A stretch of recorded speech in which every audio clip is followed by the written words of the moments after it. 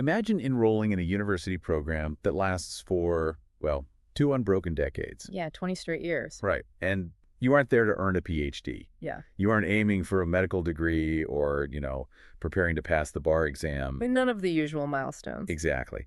The explicit, stated purpose of this institution, literally from the day it opened its doors, is to produce certified modern-day saints. Which is just a wild concept to wrap your head around. It really is. And after 20 years of operation, they claim to have cultivated exactly 7 of them. 7. In 2 decades. It immediately challenges our entire cultural concept of achievement. We are so accustomed to measurable things, right? Yeah, like certifications and job titles. Exactly. Leaderboards, bank accounts. So the idea of a formal, rigorous curriculum for ultimate spiritual evolution, it just feels entirely foreign. Almost a little jarring, honestly. Yeah, it's very jarring. It's not how we operate. Which makes the document we are looking at today so incredibly compelling. So we are digging into a highly specific message that was released on January 28th, 2025.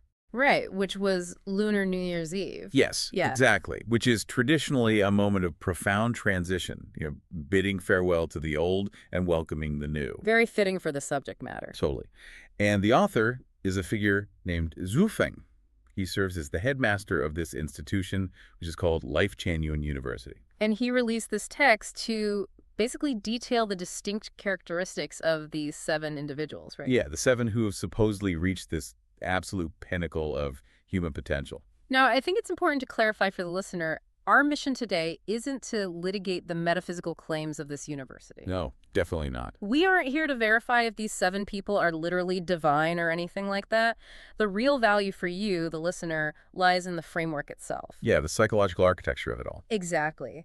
By breaking down what this institution considers a saint, we can extract some incredibly potent insights about human discipline, mental clarity, and, well, the mechanics of everyday well-being. Okay, let's unpack this, because I want to start by looking at the very first barrier to entry in this framework, which is just the sheer timeline involved. It is intimidating. Staggering, really. The document states that the shortest time any of these 7 graduates studied at the university was 13 years. 13 years minimum. Right, and the longest was 20 years. So think about that time frame in the context of how we currently pursue self-improvement. Oh, it's night and day. It is. We are constantly sold these 30-day mindfulness challenges. Or a weekend silent retreat that promises you total transformation by Sunday evening. Right. But this framework completely shatters the illusion of the quick fix. It treats spiritual growth much more like a grueling long-term medical residency or, a rigorous PhD program. That's a sudden lightning bolt of enlightenment. Exactly. It's an apprenticeship in mastering your own consciousness. What's fascinating here is the direct causal relationship the text establishes between that massive investment of time and the absolute necessity of mental clarity. Oh yeah, they're very strict about the mental clarity part. Extremely strict. The document explicitly dictates that those who are confused or whose thinking is muddled just have zero hope of achieving this state. They're essentially disqualified from sainthood. Basically, yeah. These graduates, they have to possess a mind that is pristine in its organization. They have to understand sequences. Like knowing exactly how to distinguish priorities, right? Right. And their writings are actually described as profound and structurally flawless. Which honestly makes perfect logical sense when you put those two concepts together. A chaotic mind simply cannot sustain a 2-decade commitment to a single trajectory. It's just impossible. Right. If you are constantly getting swept away by the crisis of the week or, changing your philosophy every time you read a new self-help book. You're jumping from trend to trend. Exactly. You are never going to survive year 3 of this process, let alone year 20. Yeah. The text is demanding a foundational level of intellectual rigor before the real spiritual work even begins. Because the rigor is required for what they're actually doing with all that time. The document introduces this highly specific term for their daily practice. The non-material life structure. Yes. It states they spend their days refining their non-material life structure. And to really grasp this, we have to move way beyond the idea of spirituality as just sitting quietly on a cushion and feeling peaceful. Right. It's not just passive meditation. No. In this framework, that non-material life structure represents the actual energetic and psychological blueprint of a person. So if your physical body has a biological structure, bones, organs, a nervous system. Then your consciousness has an architecture too. Exactly. So having a muddled mind in this context would be like trying to build a skyscraper without a blueprint, like just Yeah. randomly stacking steel beams and hoping the wind doesn't blow it over. That is a perfect analogy. You cannot refine a complex internal architecture if your mind is chaotic. It requires engineering. Highly deliberate engineering. Refining that structure requires identifying your attachments, analyzing your emotional triggers, and systematically disassembling the ego. Wow. Yeah, you are quite literally restructuring the way your consciousness interacts with reality. And that level of internal work demands an intensely organized mind. And it seems like that organized mind completely dictates their external behavior too. It absolutely does. Because the text describes these individuals as diligent pragmatists, like there is no room for empty slogans or superficial spiritual rhetoric. They aren't just posting inspirational quotes online. Right. They don't just talk about enlightenment. They embody it through continuous action. The text says they hardly let a single day go to waste. Which is an intense level of dedication. It is. But I have to ask, for the listener hearing this, maintaining that level of relentless, grounded effort for decades sounds like a recipe for ultimate burnout. Well, burnout is usually the result of friction. Friction? How do you mean? It happens when our daily actions are rubbing up against internal resistance or resentment, or just the pure exhaustion of navigating complex social dynamics. Oh, like workplace drama and holding grudges? Exactly. But the document addresses this by outlining their profound emotional stability. These graduates maintain a state where they consistently praise others. They never harm anyone. Never harm, they never blame, and they never resent anyone. They just work tirelessly in silence. And the text mentions a very specific mechanism for how they achieve that stability. It says they never calculate personal gains or losses. Which is huge. It is. But let's push back on that for a second. For a listener navigating modern corporate dynamics or just daily life in a hustle culture, the concept of non-attachment isn't entirely new. Sure, we've all heard of letting things go. Right. But applying it this extremely, never calculating any personal gain, that sounds incredibly precarious today. It goes against our survival instincts. Exactly. In our society, if you never demand anything in return, if you just work silently and refuse to keep score, the immediate assumption is that you will just be exploited. You will become a doormat. That's the natural fear, yeah. But if we connect this to the bigger picture of their internal engineering, we can see why throwing away the scorecard is actually the ultimate form of self-preservation. Really? How so? Think about the sheer volume of mental energy consumed by keeping a running social ledger in your head. Oh, wow. The social ledger. Right. Thoughts like, did I get the credit I deserve for that project? Why didn't they thank me for holding the door? Is my colleague getting preferential treatment? Yeah, doing double entry bookkeeping on your social standing. It is literally a full-time job for the ego. It is so exhausting. Yeah. Carrying that ledger around constantly occupies the exact mental bandwidth they need to refine their non-material live structure. Precisely. By entirely abandoning the calculation of personal gain, they aren't becoming submissive. They are dropping the ledger. They are freeing up massive amounts of neurological real estate. Exactly. Emotional stability in this framework isn't framed as just a nice personality quirk.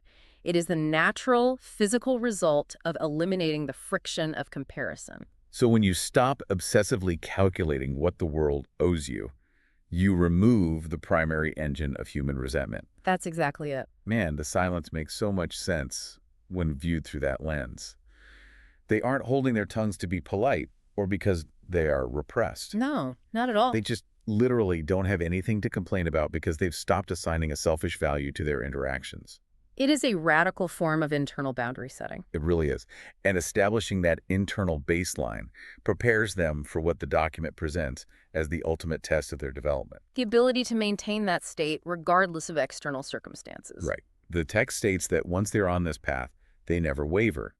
Whether they are facing clear skies and smooth sailing or fierce storms and torrential rain, their focus remains completely unbroken. The document actually uses the phrase, "Saints embrace the one and become a model for the world." Which requires a level of selflessness that goes far beyond just, donating to charity or volunteering on weekends. Oh, infinitely beyond that. The document notes that materially, they possess nothing.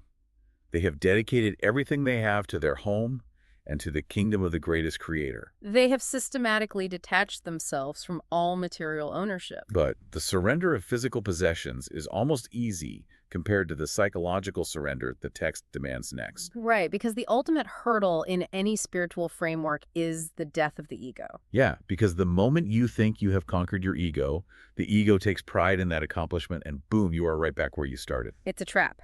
And Wefeng provides a highly specific, very provocative anecdote to illustrate how these graduates navigate this trap. Okay, here's where it gets really interesting. Wei Fang writes that as the headmaster, he might present a scenario where he declares that 3 times 8 equals 23. A blatant mathematical error. Right. And according to the text, these 7 graduates will never argue with him about right or wrong. They just accept it. Well, Xu Feng is careful to clarify that this doesn't mean his math is actually correct, but rather that the graduates have achieved total transcendence of the self. It is a phenomenal test of internal non-attachment. I have to challenge this, though. I really do. Because for anyone listening who values objective logic, and we established up front that these graduates value structured, highly prioritized thinking. Right, they aren't confused. So letting 3 times 8 equals 23 slide feels dangerous. It feels less like transcending the self and more like abandoning objective reality. I see where you go with this. Yeah, I mean, where's the line between achieving profound enlightenment and just blindly nodding along with the leader to avoid conflict? This raises an important question about the difference between defending objective truth and the biological compulsion to be the corrector. The corrector. I like that phrase. We have to look closely at the psychological mechanism happening in that specific moment. The text isn't implying that the mathematical laws of the universe are suddenly subjective. It isn't suggesting these graduates go out into the world and build bridges using the formula 3 times 8 equals 23. Because the bridges would immediately collapse. Exactly. The test is strictly internal. Okay, walk me through that. Pay attention to the physical sensation in your body when someone confidently states an obvious error in a meeting or at dinner. Oh, my pulse quickens slightly. Yes! Your mind races to formulate the correction. You feel this intense, almost magnetic urge to speak up and fix it. I absolutely do. But we have to ask ourselves, are we speaking up to protect the sacred integrity of mathematics? Or are we speaking up to experience the fleeting biochemical hit of being the smartest person in the room? Wow. It is almost always the latter, isn't it? Almost always. The ego craves the validation of being recognized as correct, the gain of winning that little interaction. Which brings us directly back to the concept of the social ledger we talked about earlier. Oh, I see. Correcting the headmaster about a deliberate mathematical error offers absolutely zero spiritual utility. It doesn't help anyone. It doesn't build their internal architecture. It merely feeds the intellectual vanity of the ego. That makes so much sense. By choosing to let an objective wrong hang in the air without rushing to fix it, they are proving that their ego has been completely neutralized.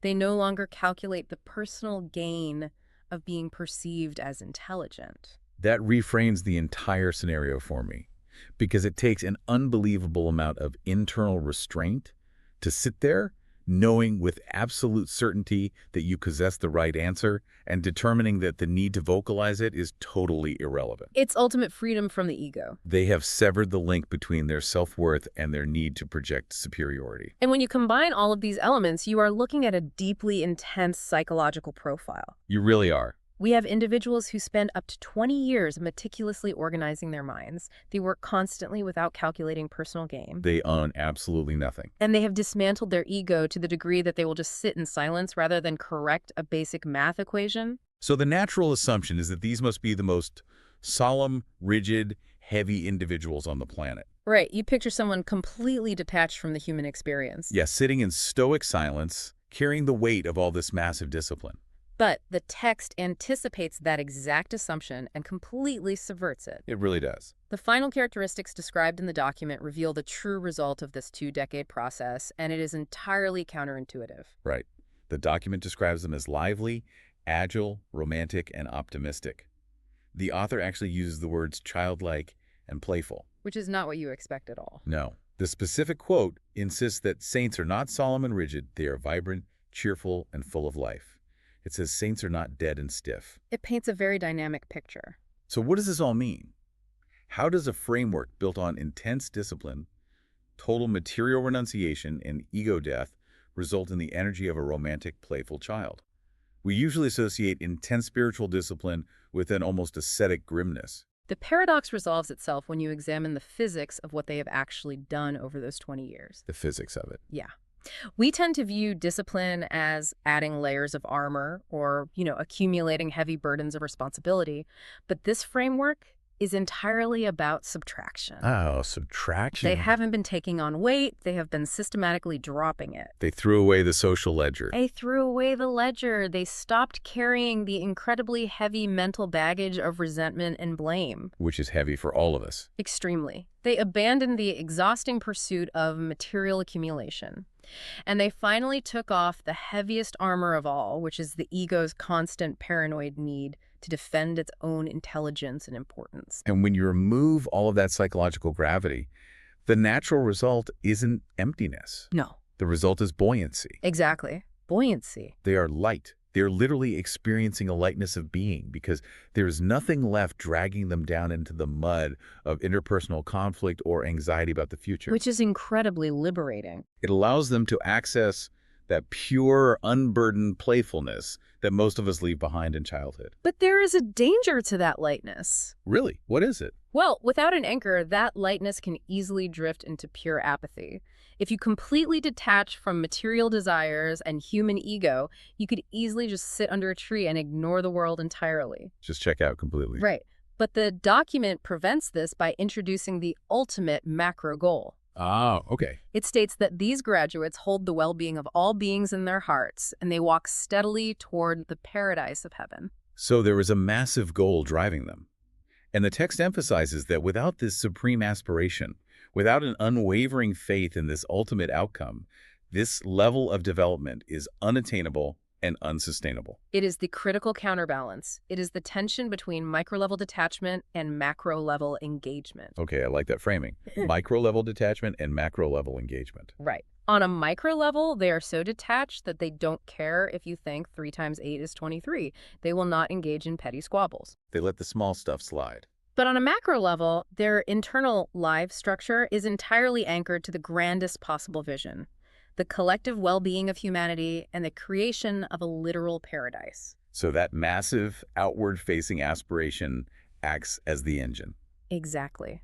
It is what fuels their romantic optimism and gives meaning to their silent, daily actions. It prevents the ego death from becoming nihilism. Spot on. They aren't detached because they don't care. They're detached from the trivial because they care so deeply about the universal. It's a beautiful way to look at it. And the author, Shufeng, actually ends the document by offering these revelations as a New Year's gift to the world. He expresses this deep wish that everyone could eventually reach this state of joyful, free, and blissful existence. It is a remarkably hopeful conclusion to what is undeniably a grueling, deeply demanding 20-year curriculum. It really is. Which brings us back to the core question for today.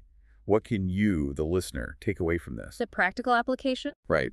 Because you probably aren't packing your bags today to enroll in a 20-year curriculum for literal sainthood. Probably not. But the psychological mechanics we've explored today offer a radical alternative to how most of us navigate our daily lives. It certainly challenges the status quo. It challenges the assumption that clarity requires stressful, argumentative intellectualism. It suggests that profound emotional stability is available the exact moment you decide to stop keeping a scorecard of your personal gains. Dropping the ledger. Exactly. It is the realization that choosing not to sweat the small stuff, like the desperate need to prove you are the smartest person in the room, might actually be the key to reclaiming your joy. The framework provides a roadmap for subtraction rather than addition. Subtraction over addition. And if we look at the ultimate destination of that roadmap, it leaves us with a highly provocative thought to consider long after we finish today's analysis. Oh, I love a good final thought. Let's hear it. Well, if the ultimate reward for 2 decades of relentless spiritual engineering, material renunciation, and the total dismantling of the ego is simply the ability to be as playful, lively, and carefree as a child, Right. could it be that we already possess the exact blueprint for this sainthood when we were kids? And that we have simply spent our entire adult lives burying that natural buoyancy under our desperate, heavy need to be right? Oh, wow. That is a phenomenal question to sit with. Did we have it all along and just unlearn it? Something to ponder. Truly. All right. Thank you all for joining us on this deep dive. Take that thought with you this week, and we'll catch you next time.